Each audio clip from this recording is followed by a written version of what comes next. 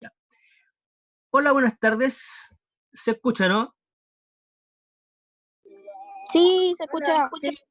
Gracias, Rocío. Gracias, Javiera. Se pasaron. Ok, entonces ya como tengo certeza de que estamos escuchando, bueno, espero en primer lugar que estén bien, que hayan estudiado harto. Bueno, se supone que hoy día vamos a continuar con este caso, que es el caso 3 de que nosotros ya andábamos haciendo, y también antes de necesito fijar una fecha con ustedes, porque resulta que o sea, por lo menos a mí me llegó un comunicado, o sea, un comunicado, no sé si les llegó a ustedes, de lo cual se fijaban que las fechas de las evaluaciones se tenían que hacer después del día 20. Entonces, el día 20 cabe día lunes, y les quería preguntar entonces, ¿cómo les acomoda más? ¿Hacemos una actividad evaluativa en esa semana? La modalidad que por lo menos a mí se me ocurre, dada la contingencia, es que yo les mando un caso, y la idea es que el caso lo apliquen con la materia vista en clase. Perdón. Y la idea es que el caso lo apliquen con la materia vista en clase. Entonces, si les parece, lo vamos a fijar en algún momento para esa fecha, ¿vale? Que debería ser la semana del 20. Ahora, en virtud de que nosotros estamos trabajando en un caso, les voy a dar unos minutos para que lo lean y lo puedan responder, ¿bien? Por lo cual, hecho eso, comenzamos.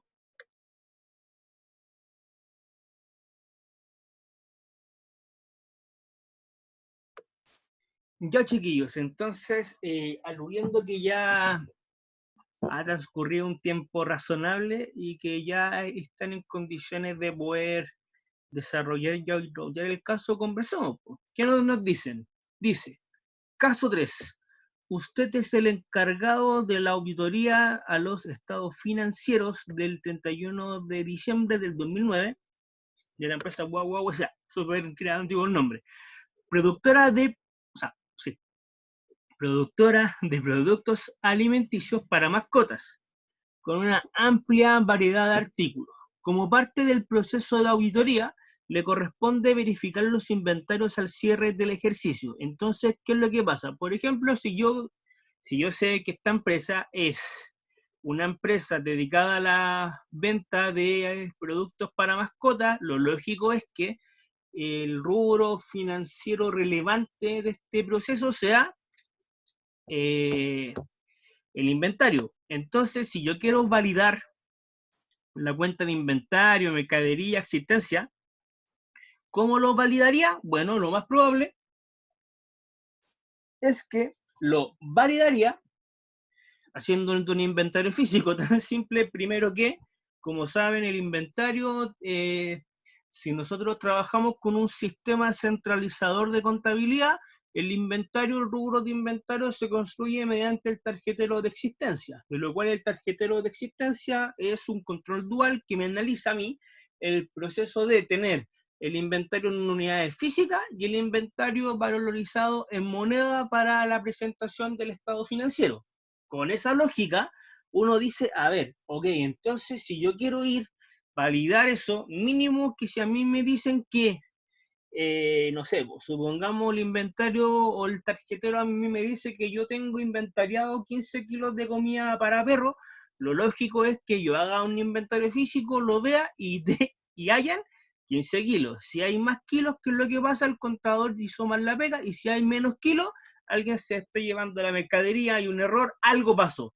Pero ¿qué es lo que pasa? Así se valida, ¿vale? Y dice, y es la primera vez que les corresponde trabajar con ellos. ¿Por qué? Porque a veces sucede que yo cuando audito a un cliente, y no es la primera vez que lo audito, sino que lo audité el año 1 y ahora el año 2 ya le conozco las papitas, conozco su negocio, puede ser mi operación un poquito más eficiente, ¿vale? Entonces, al ser un poquito más eficiente, ¿qué es lo que pasa? Con esa lógica, podría ser la pega más fácil. Ahora, ¿qué es lo que pasa? Es la primera vez que yo trabajo con ellos. Para la ejecución del trabajo, vale decir que ya se planificó y todo el tema, para la ejecución del trabajo se coordina con los asistentes para reunirse en la bodega del cliente a primera hora del día planificado para el inventario, de manera de entregar las instrucciones del caso, cumpliendo con ello con las normas relativas a la supervisión del trabajo. O sea, ¿qué es lo que pasa? Simplemente el encargado de auditoría, entiéndase, senior, supervisor, quien sea, se va a juntar con los asistentes que son los que hacen la pega operativa. Y en esa labor de hacer la pega operativa, se supone que se van a juntar y ahí van a poder hacer el trabajo. ¿Bien? Cumpliendo con ello con las normas relativas a la supervisión del trabajo. Señale cuál sería la respuesta que daría si uno de ellos le solicita copia de las instrucciones, así como reunirse en forma previa al día del inventario con usted y su colega para intercambiar ideas al respecto.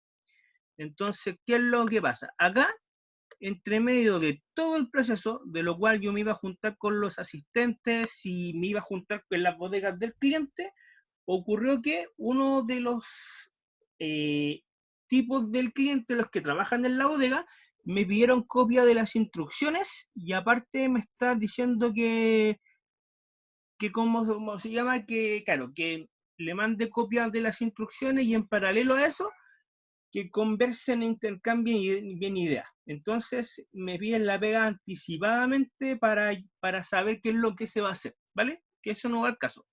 Entonces, primero, punto 1.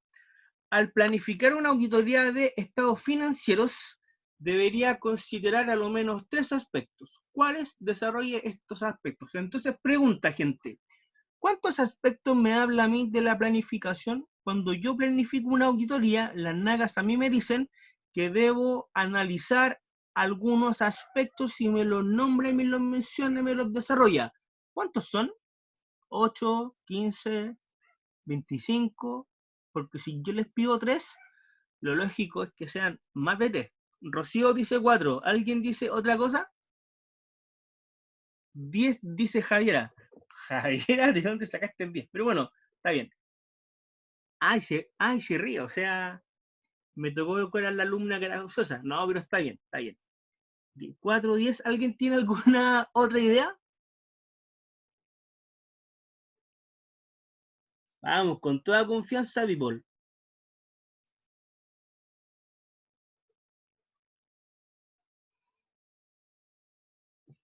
Ninguno más, changos. Ya. Bueno, si ustedes leen las nagas, puntualmente en la sección 300, que les hice el spoiler, concuerdo con Javiera, pero los primeros 4 son los relevantes. Perfecto, está bien. Ok, sí. Hay más de 4, de lo cual lo que pasa es que no es que sea uno más relevante que el otro, sino que los demás derivan, ojo, derivan de los primeros 4, ¿ok? Entonces, ¿qué es lo que pasa? Los otros son como la profundización. Por ejemplo, si ustedes leyeron el marco conceptual de la información financiera de IFRS en algún momento en contabilidad 1, usted sabrá que las características cualitativas, a modo de ejemplo, son 4. La fiabilidad, la relevancia, la comparabilidad, pero dentro de eso vienen otros más, como la representación fiel, importancia relativa, etcétera. Y esos son como la lupita de los principales, de los primordiales. Entonces sí, son 4 las bases, pero los demás son derivados. Pero sí, está bien, 4. Dice, aspectos relevantes a tener en consideración al momento de iniciar, o sea, al momento inicial de la planificación del trabajo. ¿Qué nos dicen? Primero, las condiciones para la auditoría, vale decir cómo está el tema de mi cliente. Segundo punto, conocer el negocio de mi cliente. Tercero, evaluación de riesgo del trabajo y del cliente. Y cuarto punto, formalización de los términos del trabajo. ¿Alguien quiere voluntariamente comentar alguno de esos 4 o con micrófono para que quede para la posteridad y que le sirva como material de estudio? Vamos, con toda confianza.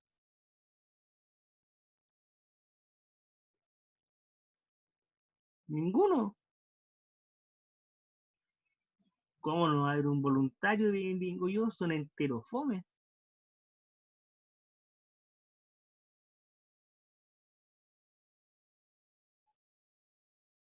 Se basaron, se basaron.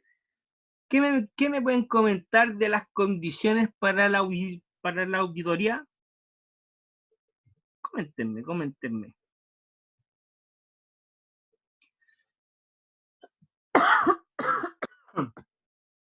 Nada. Pucha, ¿cómo son? Profe, creo que se refiere a lo que es el marco de preparación, por lo que estaba ¿Ya? viendo en el... ¿Cómo fue, Javiera? Parece que quería seguir hablando, pero se cortó. No, no quiero seguir hablando. Pucha, Javiera. Bueno, pero Javiera sí habló de unos temas interesantes. Condiciones para la auditoría. Se supone que las condiciones para la auditoría a mí me dice en el fondo las competencias que tiene el auditor para ver al cliente. Entonces, por ejemplo, si yo digo, a ver, esta empresa se dedica a la fabricación de comida para mascotas, lo lógico es que haya trabajando un veterinario en el cliente. Entonces, ¿qué necesito yo? Necesito tal vez, por ejemplo, tener como especialista a un veterinario para poder decir, mira, sabéis que el alimento tiene las propiedades que necesita el perro y que dice el rotulado del envoltorio en el cual se vende el producto, por ejemplo. O si no, nosotros podríamos decir, mira, resulta que esta empresa tiene inventarios súper grandes porque vende harta comida de perro, entonces, ¿qué es lo que pasa? Yo voy a traer a gente que por lo menos haya hecho a lo menos un inventario en su vida, porque si traigo a un auditor que toda su vida ha hecho servicio, lo más probable es que la prolijidad con la cual desarrolle su trabajo no sea la misma a alguien que conoce del punto. Entonces, eso es un aspecto más. El marco de preparación, como brillantemente comentó Javiera, que es lo que pasa, sería analizar bajo qué normativa está presentando el cliente la información financiera. Entender que si es con IFRS, si es con ley de la renta, si es con la norma que es más que se le ocurra. Y es más, Tengo una dígame, duda Javier, respecto. ¿cuál es su pregunta? Lo que pasa es que dice que un auditor tiene que analizar el marco de preparación, pero usted ¿Sí? en una clase dijo que uno puede tomar el cliente con el marco de preparación que sea, pero indicar que ellos están utilizando eso. Pero ahí Exactamente. tiene una confusión, me confundo. Ya mira, te lo voy a mostrar con un ejemplo. Espérame un segundito. Se supone que en este caso, cuando se habla del marco de preparación, lo que se está mencionando simplemente la normativa contable con la cual trabaja su cliente, y esa puede ser cualquier norma. Puede ser temas de IFRS, tributaria, las normas que se le ocurran y en más. Puede ser que yo sea un caperuso en IFRS, pero por ejemplo, si yo veo esta empresa que es venta de comidas para mascota, uno pensaría, oye, para mí creo yo que es importante el rubro de mercadería. Entonces, las mercaderías, ¿qué norma contable trata eso? La NIC número 2. Y si yo recuerdo la NIC número 2 en el párrafo 9, ojo, a mí me dicen que las mercaderías se valorizan al menor valor entre el costo con el valor neto realizable. Y el valor neto realizable hay que hacer un procedimiento, hacer presupuesto y un montón de cosas. Y entonces uno dice, ah, ya, o sea, no solamente tener conocimiento del marco de preparación, sino que dentro del mismo marco dominarlo de forma íntegra. Ahora, la condición es que independiente de la norma contable que mi cliente utilice, yo debo saber que a la hora de opinar, porque recuerden que el auditor opina, debo indicar en mi informe cuál fue el marco de preparación que yo revisé, ¿ok? Porque si yo digo, por ejemplo, que voy a revisar esta empresa y esta empresa trabaja con IFRS, y resulta que no trabajaba nada con IFRS o trabajaba con otra norma. ¿Qué pasó? El informe entregó N falencias y uno dice, chuta, ¿y por qué tantas falencias? Bueno, entregó las falencias porque lo que decía la norma no era. Y uno dice, oye, pero ¿cómo? No, y ahí nacen las peleas. Para evitar las peleas, uno en el informe explícita ese punto. Dice Javiera, pero ¿cómo determina el auditor si es aceptable ese marco de preparación o si no es aceptable? Eso es, en palabras súper simples, en base a si el auditor se la puede o no. Por ejemplo, yo podría decirte, ¿sabéis que este tipo trabaja con US GAAP, normas contables de Estados Unidos? Y la verdad, siéndote sincero, tendría que leerme la US GAAP porque nunca me la he leído y si me lo preguntan yo no cacho una de US GAAP, sé de IFRS. Eso más o menos. Pero ¿cómo se ve? Bien, se lo voy a mostrar con un ejemplo real. Siempre tomo este caso porque esto es como las típicas memorias chayas. ¿Sí? Va a depender del conocimiento del auditor. Entonces, sí, Javiera, del equipo de auditoría puntualmente. Pero mira, entonces, con esta lógica, aquí viene la memoria. Y ojo, en la memoria a mí me ayuda a entender el negocio. Entonces, todo eso, cuando lean memorias de empresa, sí, sin un brillo el equipo, pero ¿qué le vamos a hacer? Si ya lo mismo, si eso y es solamente a modo de ejemplo nomás. Entonces, con esta lógica, uno dice, ya, todo lo que venía arriba en la memoria es parte del entendimiento del negocio, por lo cual, como consejo, si les complica más o menos entender cómo se entiende un negocio, leanse una memoria de una sociedad anónima cualquiera. Ahí van a tener nociones. Ahora, el trabajo del auditor, por lo menos en la parte de auditoría de estados financieros, es que una vez que él termina su auditoría, entrega un informe. ¿Qué habíamos dicho? Si no me equivoco, una de las primeras clases habíamos dicho que el trabajo del auditor es aumentar la confianza del usuario que lee la información. Entonces, ¿qué es lo que pasa? El usuario que toma decisiones, lo lógico es que él lea los estados financieros para poder decidir si invertir o no, si comprar acciones o no, si ser un proveedor, si ser un cliente, etcétera. Pero ¿qué es lo que pasa? La idea no es que el usuario tenga desconfianza acerca del estado financiero, no es que él diga, chuta, mi decisión es esta, pero me estará diciendo la verdad esta empresa, me dirá si realmente el balance está maquillado o está bien. Entonces, ¿qué es lo que hacen las empresas para aumentar esa confianza? Y en Chile, aparte de las sociedades anónimas abiertas, tienen la obligación.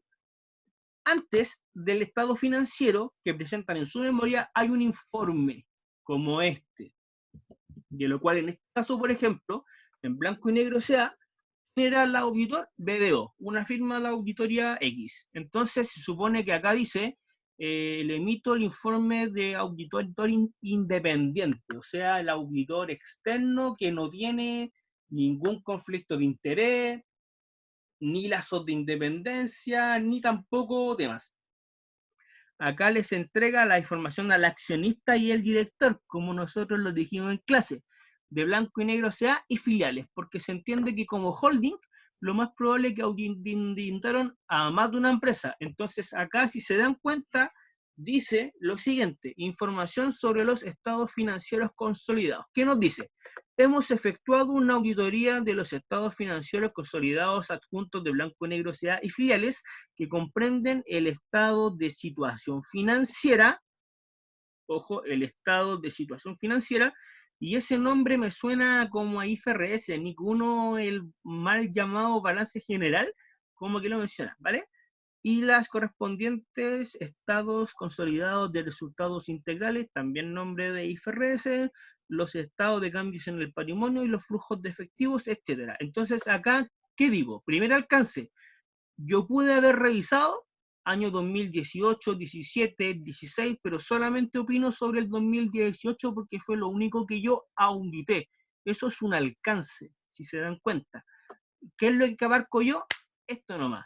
Luego dice, responsabilidad de la administración por los estados financieros. Si ustedes se acuerdan, nosotros habíamos dicho que el usuario que toma O sea, que una de las responsabilidades de la empresa es que prepare bien la contabilidad en base al marco de preparación aplicable, que sea experto en el control interno y que nos dé acceso a toda la información. Si se dan cuenta, acá nos dice, la administración es responsable por la preparación y presentación razonable de estos estados financieros consolidados de acuerdo con normas internacionales de información financiera, las NIF. Y en inglés, las NIF, yo sé que son las International Financial Reporting Standards, las IFRS. Entonces, ¿qué pasa? Yo acá en el informe, ¿qué digo? Ojo, la administración es responsable de preparar la contabilidad en base a IFRS. Y eso es lo que yo revisé. Por lo cual, el cliente a mí me dice, oye, ¿sabéis que la renta me lo objetaron? ¿Qué le digo yo? No me interesa porque yo te revisé el balance con las IFRS, yo no lo revisé otra cosa más, no seas patudo. Por lo cual, esa es la lógica, ¿ok? Así se hace. Por lo cual, en este caso, si yo leo el caso nuevamente, volviendo ya al tema real, ¿qué nos dice? Nos dice debería considerar al menos 3 aspectos. Ya hasta ahora hablamos del primero que era las condiciones para la auditoría. Perfecto. Segundo punto, conocer el negocio del cliente. O sea, vale, es decir, esto es un monopolio, acá hay más empresas, ¿cuántas empresas más son?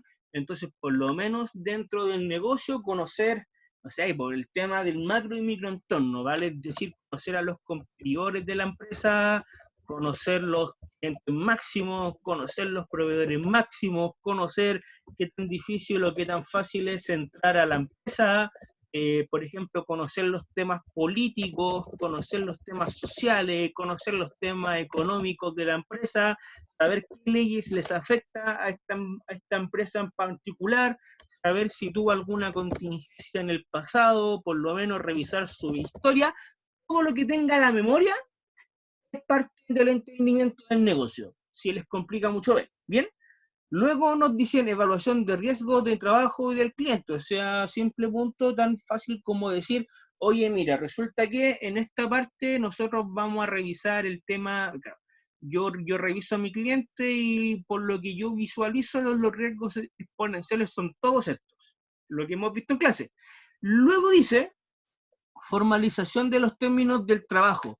Vale decir, el contrato que yo debería tener con mi cliente en este caso. Y ese contrato implica el tema de cuántas horas voy a trabajar, cuánto le voy a cobrar, en qué momento es la modalidad del trabajo, cuáles van a ser los procedimientos de cómo se va a hacer, etcétera, etcétera. La NAGA 210 a mí me habla de qué aspectos se deben considerar a la hora de hacer los términos de formalización del trabajo. Por lo cual, con eso la pregunta 1 estaba respondida, po. Y ahí nadie quiso ser alumno autónomo. Son de cartón. Me caen todos mal. No, mentira, sirve una bromita. ¿Alguna pregunta hasta ahora?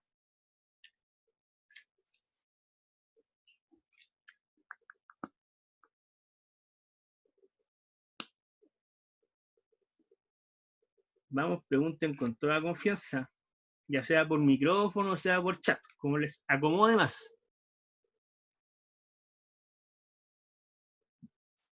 Mira, son enteros fome. Yo me acuerdo de las clases que les hice presenciales, conversaban más. Ahora son súper serios. O quizás andan viendo otras cosas y andan metidos acá para que crean que han, claro, para que yo me la crea. Mira cómo son. No, pero de verdad no hay preguntas, estas chiquillas, en serio.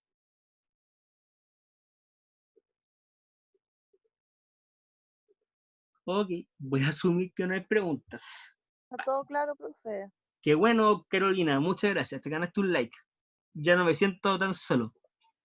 Es que me cuesta más desactivar los de la tablet, por eso me cuesta hablar. Ah, no, está bien, Carolina. Entonces te pido disculpas que lo hayas activado solo por ser un pesado idiota. Vettel dice, en ninguna pregunta, profe, muchas gracias. Yanina y Nicolás, jajaja. Bueno, yo les voy a enviar entonces un XD. Jajaja. Ok, entonces la pregunta 1. La pregunta 2 dice, muchas gracias a la persona que me mandó un inbox, que no vamos a dar nombres, pero dice es que explica muy bien XD. Muchas gracias. Persona incógnita, así que me suben el ego un poco. Ok, segunda pregunta dice, entendiendo que bajo lo indicado en la sección 210, el auditor debería ser contratado antes del cierre del ejercicio para poder tener una adecuada planificación. Si leyeron la sección 210, dentro de las consideraciones del prospectivo cliente, uno de los puntos importantes es que nos tienen que llamar con un tiempo razonable. Pues entiéndase que si el usuario de la información tiene que presentar el estado financiero de diciembre en marzo, porque más o menos así funciona, el estado financiero de diciembre, financieramente, tributariamente estamos claros que en abril y tal vez en mayo, pero se supone que un escenario normal, una sociedad anónima abierta, tiene que presentar su estado financiero en marzo, el grande, porque los otros son intermedios, y se supone que al auditor lo tienen que llamar por lo menos como por octubre. O sea, en octubre se hacen las reuniones para que digan ya qué auditor vamos a elegir, cuánto tiempo va a trabajar y cuánto nos va a cobrar. Cosa que de octubre a diciembre podamos planificar bien. Y una vez que venga el cierre, se supone que nosotros ejecutemos nomás. Ejecutemos, cosa que opinemos al tiro, y ya en marzo se presente la información financiera. A modo de ejemplo, así se hace por lo menos en la práctica, pero hay excepciones en toda la vida. Por lo cual, en este caso, ¿qué nos dice? Entendiendo que bajo lo indicado en la sección 210, el auditor debería ser contratado antes del cierre del ejercicio para poder tener una adecuada planificación. Supongámonos el ejemplo que a mí me llamen en diciembre y yo diga, oye, en diciembre recién me llaman para entregar la cosa en marzo, voy a tener que planificar más rápido, ejecutar más rápido, etcétera. Si lo llaman muy cerca del cierre o después del cierre, que nos llamen en enero, por ejemplo, ¿acepto el trabajo? Sí, no. ¿Qué me pueden comentar de eso?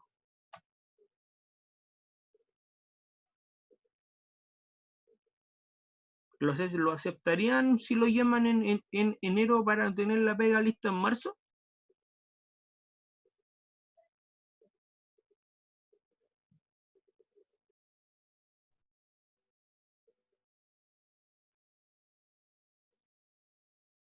Profe, yo opinaría que sería muy arriesgado tomar la pega en enero, ya que Ya, el tiempo que voy a necesitar va a ser mayor y ya, tendría y si en caso que yo tuviera que implementarlo igual, tendría que contratar más personas para poder cumplir con el trabajo y saldría más caro en ese caso. ya, puede ser. Me parece tu respuesta. Un like. Ok, acá dice, bueno, Vettel comenta, depende de la actividad que tenga la entidad. Ahí hay otro punto más. Depende de la actividad que tenga la entidad. O sea, vale decir que si una empresa relativamente fácil, por ejemplo, no debería tener problemas versus una empresa más difícil. Miren, se las voy a plantear como un ejemplo. Con un ejemplo. ¿Ubican ustedes las famosas sociedades médicas o no? ¿Han escuchado de las sociedades médicas? Ya, ya, no. Bueno, se las explico. Resulta que las clínicas, por algún motivo, si me lo preguntan hasta el día de hoy, no sé por qué lo hacen, debe ser porque el médico trabaja como en hartos lugares. Las clínicas a veces le piden a los médicos que no los contraten de forma directa, sino que, ¿qué es lo que hace? El médico, o sea, la clínica contrata los servicios de una empresa y la empresa le provee el médico. Y ahí nacen las famosas sociedades médicas, de lo cual el médico tiene su empresa y el médico le emite una factura a la clínica y la clínica le paga. En vez de que la clínica lo contrate y le pague un sueldo, funcionan como de esa forma. Y esas empresas son relativamente fáciles. ¿Por qué? Porque ¿qué implemento vaya a necesitar? No vayan ya a necesitar tener una oficina, porque la clínica te la pasa. No vas a necesitar tener los insumos médicos, porque la clínica la tiene. no vas a necesitar, ¿cómo se llama?, tener algunos gastos extra, excepto que el médico sea más exquisito y contrate una secretaria particular, porque a veces las mismas ejecutivas que trabajan allá en las clínicas son las que hacen el papeleo, hacen el tema de la agenda, hacen todo eso. Podría ser alguien que contrate un privado. ¿Y qué otro rubro o qué otro movimiento debería tener la sociedad médica? Que te emitan la factura. Entonces, emiten la factura, reconozco el ingreso, a final de mes contabilizo solo los PBM, y hay algunas sociedades médicas que el médico hace un contrato empresarial, o sea, simplemente el tipo se autocontrata y se le paga un sueldo, por lo cual una liquidación de sueldo, un par de facturitas al mes y el pago de los PPM a fin de mes. O sea, fácil esa empresa. Y uno dice, si me llaman en diciembre o me llaman en enero y resulta que, no sé, la sociedad médica quiere presentar su balance en febrero o en marzo, yo por lo menos lo aceptaría, porque yo ya sé que en base al entendimiento del negocio la operación es esa. Por lo cual, el tema de lo que decía Vettel, que depende de la actividad que tenga la entidad, estaría bien. Ahora, Carolina dice, depende, porque se supone que me llaman con muy poco tiempo y ante menos tiempo contrato a más gente, pero ojo, más gente para la ejecución, porque la planificación en teoría es lo que pesa en el tema del tiempo, pero sí, va por ahí también. Luego, alguien dice Yanina y Nicolás. Yo asumo que fue Yanina esta vez también, al igual que la otra vez. Dice, no, porque tengo muy poco tiempo para obtener toda mi info. Ahora, claro, si pagan más, o sea, lo suyo un tema monetario, no prioriza la prolijidad del trabajo versus su prestigio. No, pero está bien, si también depende, o sea, si me van a pagar millones y eso me ayuda a vivir todo el año, cancelo a todos mis clientes y me voy con ese. Aunque en un tema financiero eso no es diversificar el riesgo, depende. ¿Ok? También, por ejemplo, el tema de tener mucho o poco tiempo es todo relativo, por ahí va. Y, por ejemplo, ¿qué es lo que pasa si yo a este cliente lo audité el año pasado? Me ahorro el entendimiento del negocio, para lo más lo actualizo. O sea, hay un tema de eficiencia. ¿Y qué pasa si este cliente, por ejemplo, resulta que lo llevo auditando 3, 4 años atrás? Uno dice, ya lo conozco, pues, ¿para qué voy a planificar tanta? Lo más voy a planificar el tema de cuánta gente voy a tener trabajando y cuánto le voy a cobrar. Depende del caso, por lo cual, como respuesta, por ejemplo, de prueba, o más bien, más que respuesta de prueba, el aprendizaje es depende. Por lo cual, depende la justificación para que lo hagan. Carolina comentó, no porque se supone que tengo poco tiempo y resulta que implicaría un mayor recurso, por lo cual un mayor costo, un mayor ingreso. Está bien, dependiendo del contexto. Vettel dijo, depende de la actividad. Está bien, dependiendo del contexto. Posteriormente, Yanina y Nicolás dijeron que hay poca información y que no nos da el tiempo de poder ver. Depende del contexto, pero está bien. Por lo cual, lo que todos respondieron es correcto. Pero depende la justificación y cómo van a defender la idea es, y ahora sí, temas de prueba, si tienen el puntaje máximo o no. Porque, por ejemplo, si era un tema de prueba, ustedes me dicen, no sé, depende de la actividad, como lo hicieron ahora, profe, ¿qué respondería usted? Te di como 5 respuestas, depende de la actividad, sí, porque si yo veo que tiene muchos movimientos o no, sería un caso, y ahí te lo puse con ese punto. Dime, ¿alguien tiene dudas? ¿No? Ya. Dice, pero para tener todo el punto en una prueba. Entonces, mira, más que la prueba sí, eso era lo que estaba comentando. Ustedes dieron respuestas correctas, no obstante, depende de la justificación también cómo van a defender la idea. Porque, por ejemplo, con esa pura información que ustedes leyeron del caso, si dicen depende de la actividad, respuesta que no está mal,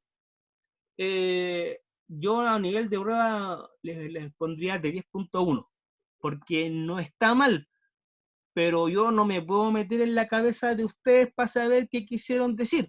Versus por ejemplo, dice, depende de la actividad de la empresa. Si es una empresa que no tiene mucho movimiento, o que tiene pocos rubros definidos, o que tiene rubros clave que no requieren una mayor profundización, etcétera, ahí sí, pues, por lo menos se entiende que ahí yo puedo corroborar que entendieron el concepto. Entonces, por ahí va la mano, ¿ok? También dijeron no porque implica un mayor recurso y no hay tanto tiempo para poder informar, por lo cual en ese caso también estaría bien, pero ¿qué es lo que pasa? Si me dicen, depende del recurso que yo tengo, que es escaso, y no sé, supongamos que me dicen, me llaman muy por encima, y esta empresa se dedica a un rubro que es difícil de analizar si es la primera vez que lo audito. Por ahí va. Depende del recurso que nos otorgan al movimiento y a la actividad, si es que tomamos no al cliente. Por ahí va. Si se dan cuenta, tienen que justificar y defender la idea, pero sí la esencia se ve que la tienen, por lo cual estoy súper feliz siempre que les hago clase, a pesar de que sea online, soy súper feliz porque se nota que son alumnos que tienen la base, así que me encanta. Se ganaron un like. Si pusiera décimas para la prueba, o sea, si fuera un profe que pusiera décimas, sí, pues diría todos tienen una décima, pero como no hago eso, así que chiste. Dice, tercera pregunta. De acuerdo a las normas de aseveración, dice, de acuerdo a la naturaleza de la evidencia, la auditoría y las características de un fraude, esto es sacado de la sección 315, que es un párrafo que tiene un poquito de variaciones, pero es casi textual. Debido a la naturaleza de la evidencia de auditoría y las características de un fraude, el auditor puede obtener una razonable pero no absoluta seguridad que las representaciones incorrectas significativas sean detectadas. O sea, ¿qué es lo que pasa? El auditor, como no está revisando fraudes y no va con el principio de decir, esta empresa está cometiendo fraude, así que voy a ver qué fraude está cometiendo. Uno trabaja con la buena fe, que va a opinar acerca del estado financiero, con la buena fe, pensando bien. Pero ¿qué es lo que pasa? A veces el cliente es medio sucio. Entonces, ¿qué nos dicen? Se supone que nosotros no revisamos fraude, pero si el cliente comete fraude y sale a la luz pública, el auditor dice que la evidencia que le pasan es la que validó. ¿A qué riesgo corresponde eso? Les voy a dar una pista. Existen tres riesgos. El riesgo inherente y el riesgo de control. Eso es las representaciones incorrectas significativas, que era del cliente. Y hay un riesgo que es propio del auditor, que es el riesgo de detección. Entonces la pregunta es súper simple. ¿Es un RI, un RC, un RD? ¿Es un riesgo inherente, un riesgo de control o un riesgo de detección? Súper simple. ¿A cuál corresponde?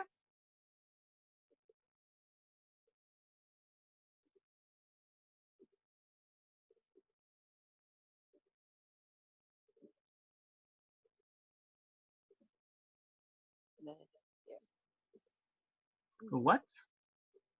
¿Qué quería comentar, Carolina? No, de detención le digo yo. De detección, ok. Carolina dice de detección. Acá en inbox dicen, ¿cuál era la pregunta? No tengo la guía, la 3. Pregunta, ¿en mi pantalla están viendo la guía o tengo otra cosa? Dios mío, tengo la PPT. Ahí sí. Ok, dice, pregunta 3. De acuerdo a las normas de aseveración, debido a la naturaleza de la evidencia de auditoría y las características de un fraude, el auditor puede obtener una razonable pero no absoluta seguridad de que las representaciones incorrectas significativas sean detectadas. Entonces, ¿a qué riesgo corresponde? Carolina lo comentó, pero brillantemente, y Javiera lo comentó brillantemente. Es un riesgo de detección, porque aquí nos están diciendo que pueden haber representaciones incorrectas significativas, pero si el cliente va con la mentalidad de cometer fraude, lo más probable es que si yo no voy con la intención de detectar fraude, no me dé ni cuenta. Y no es mi culpa.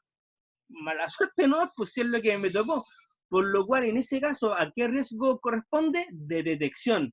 Brillante, brillante, así da gusto, muy bien. Veo que han leído. Se ganaron un like nuevamente. Si siguen así, al igual que en Facebook, que puede ser like o me encanta, van por el camino al me encanta. Pregunta 4, que esta, si no me equivoco, no es tan de auditoría de estados financieros, pero igual, veamos. ¿Qué nos dice? Explique la importancia en el mejoramiento de control interno de una empresa de la existencia de auditores internos en la organización. Acá hay que hacer un alcance. El auditor interno se encarga de revisar falencias que una empresa pueda tener. Ojo ahí, que reporten directamente a un comité de auditoría compuesto por directores en la empresa, donde se invita a dar cuenta al gerente general sobre las observaciones al control interno y se deja registro formal de las reuniones. Entonces, ¿qué es lo que pasa? Acá más o menos explican, sí, Javiera, es una pregunta, si el auditor interno, aparte de revisar, mejora las falencias, son asesores, la verdad es que sí, ahí cumple la labor de auditor y asesor. En el tema de la auditoría interna ha sido un poquito más minucioso, porque se entiende que el auditor interno en teoría trabaja para la empresa, pero él también debería ser independiente, porque de lo contrario, si el tipo se dedica a proponer soluciones y a minimizar falencias, y es como el mandrake, el mago con este caso, puede ser un auditor, pero también se convertiría en asesor y ahí se corre el riesgo de colusión y un montón de cosas. Pero, el auditor interno sí puede proponer soluciones si en su contrato se deja por escrito que es parte de sus funciones. El que no puede proponer soluciones porque por defecto pierde su independencia es el auditor externo, ¿vale? Pero el auditor interno se supone que se puede convertir en asesor, pero eso no es malo, depende de la intención con la cual esté. El tema es que es más peligroso que el auditor interno proponga soluciones por el simple hecho que si lo hace, se convierte en asesor y pueden haber riesgos de colusión, pero actuando a la buena fe, el auditor interno también lo podría hacer, ¿ok? Pero ¿qué es lo que pasa acá? Me están explicando o me están preguntando, explique la importancia del por qué es importante que existan auditores internos, auditores que le reporten al directorio de la empresa y que se deje por escrito que las falencias son esas. Eso es lo que me preguntan. ¿Cuál es la importancia? Y el tema es súper simple, pero antes de, hay una pregunta que no sé si es por inbox, que nos dicen, la importancia de tener auditores internos, dice, la importancia de tener auditores internos sería que disminuyen los posibles riesgos que otras personas a cargo no verían. Por supuesto. La verdad es que la labor del auditor interno que detecta falencias es esa. No es que la empresa sea penca si tiene falencias, simplemente es que por ejemplo, el encargado de recursos humanos se encarga solamente de sueldo, y no está enfocado en las otras áreas y en el impacto que puedan tener en las otras áreas. Entonces, ¿qué es lo que pasa? El auditor tiene una vista más integral.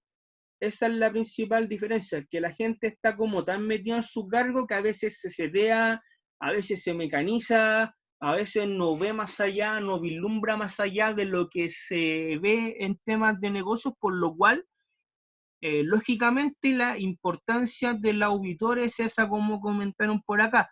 La importancia de tener auditores internos serían que disminuyen los posibles riesgos que otras personas a cargo no verían.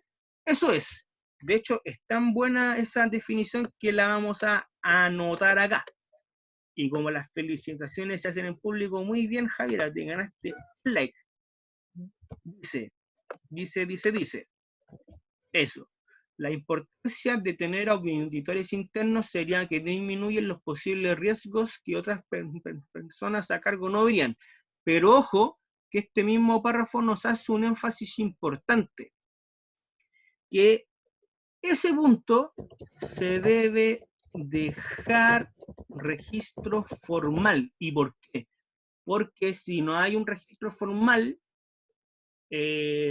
podrían haber malos entendidos, de que se entiendan cosas que de verdad no son, que a alguien se le olvide algo. Entonces, para que no pase eso, tiene que ser todo por escrito, ¿ok?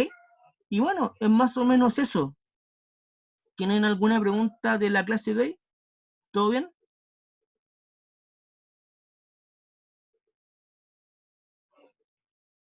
Ya, todo bien. Ahora, eso que dice por escrito sería para respaldar a los internos. Más que respaldar a los internos, es para que no haya malos entendidos. ¿Quién se respalda? Se respaldan todos, porque el auditor podría decir yo dije esto y no lo dijo, y el otro usuario podría decir es que el auditor no me dijo eso. Entonces se respaldan todos, sin excepción. Si no solamente nosotros somos los buenos, si a veces hay auditores que lamentablemente son fome, para no decir pencas, malos, que no saben dónde estudiaron auditoría, que se titulan de auditor pero no de persona. Depende de la perspectiva que le ponga uno, ¿vale? Ahora, antes de terminar, dos cosas. Mañana tienen la ayudantía a las 11:30, y recuerden que por el tema de que el ayudante no tiene Zoom Premium, por así decirlo, porque el Zoom Free, el que es gratuito, y eso dura 40 minutos, y por algún motivo que desconozco, a los ayudantes y no sé por qué no les dieron Zoom de pago, solamente a los profes. Entonces, si la ayudantía es de 11:30 hasta las 12:50, mínimo que tenga Zoom de pago, por lo cual mañana va a salir mi nombre, pero no va a estar yo, sino que ahí va a estar la ayudante, ¿ok? Y la ayudante va a ver un caso de lo mismo que hemos visto hasta ahora, solamente que ese caso tiene un formato diferente. Lo lógico, si cómo nos vamos a mecanizar. Y el caso se los voy a enviar junto con el link de YouTube. Eso. Lo otro, a los que llegaron tarde, me llegó un comunicado hoy día, que no sé si lo tienen ustedes, pero las evaluaciones en teoría se deberían hacer después del 20. Lo que pasa es que dicen que si hay algún profe que por la contingencia no definió o no hizo evaluaciones ahora, o no tiene fecha prevista, que fije sus evaluaciones después del 20. En nuestro caso, la idea era, en estadística ya nos harán pruebas. Sí, lo que pasa es que lo más probable es que el profe o la profe de estadística haya fijado la prueba antes de este comunicado. Y el comunicado salió hoy día. Y como yo nunca les di un comunicado o una fecha formal, me calzaron.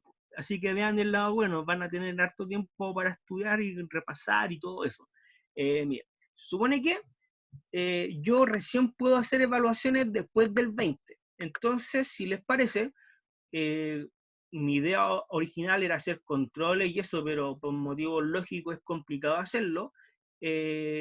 Vamos en esta prueba 1, o control 1, como le quieran decir, van a ser unos casos con nota. Entonces yo en su momento, en la semana del 20, les voy a subir un caso, se los voy a enviar, y en ese caso vienen todas las reglas de forma y fondo. O sea, vienen las reglas de forma, si es individual o en grupo, cuánto tiempo van a tener, de qué manera tienen que enviar la tarea, todo eso, para que no me pregunten ahora. Y también las reglas de fondo, qué es lo que se pide y todo el tema, ¿bien? Eso, pero ya haciéndoles un spoiler, para no tener el correo colapsado, lo lógico es que la tarea yo se las voy a subir por Canvas, que ya sé cómo habilitarlo para que me salga público, no como delante, y lo lógico es que también lo suban por Canvas, para que usemos la plataforma, si no vamos a estar a puro mi correo. Ok, si no hay más preguntas, chiquillos, por favor asistan mañana a la ayudantía, les va a servir, y nos vemos, pues, cabros. Así que fue un agrado, como siempre, haber socializado con ustedes este rato, y chaleco, nos vimos.